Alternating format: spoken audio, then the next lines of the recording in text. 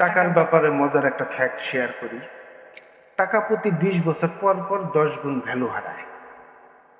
1940 সালে 10 টাকা হলে একটা মিডল ক্লাস ফ্যামিলির এক মাসের খাবার দাবার থেকে শুরু করে আনুষঙ্গিক যে খরচপাতি এগুলো হয়ে যেত।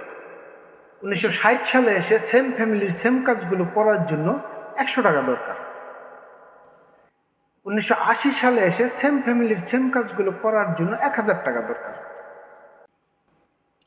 2000 সালে এসে একটা মিডল ক্লাস ফ্যামিলির খাবার দাবার থেকে শুরু করে আনুষঙ্গিক যে খরচপাতি এইগুলো মেটানোর জন্য প্রতি মাসে 10,000 টাকা দরকার হতো।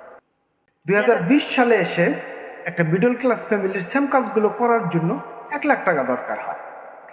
2040 সালে সেম ফ্যামিলির সেম কাজগুলো করার জন্য 10 লাখ টাকা দরকার হয়।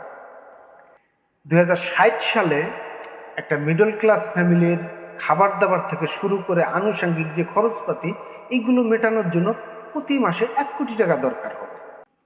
তার মানে আপনার যে মিডল ক্লাস তকমা, এই তকমাটা ধরে রাখতে হলেও প্রতি মাসে 1 কোটি টাকা দরকার হবে। এখন আপনার কাছে এমন কি প্ল্যান আছে যেটা থেকে 2060 সালে প্রতি মাসে 1 কোটি টাকা আসবে?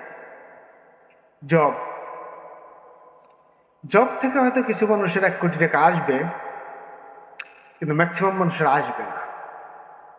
সেজন্য যেটা করতে হবে, অবশ্যই আপনাকে বিজনেস করতে হবে।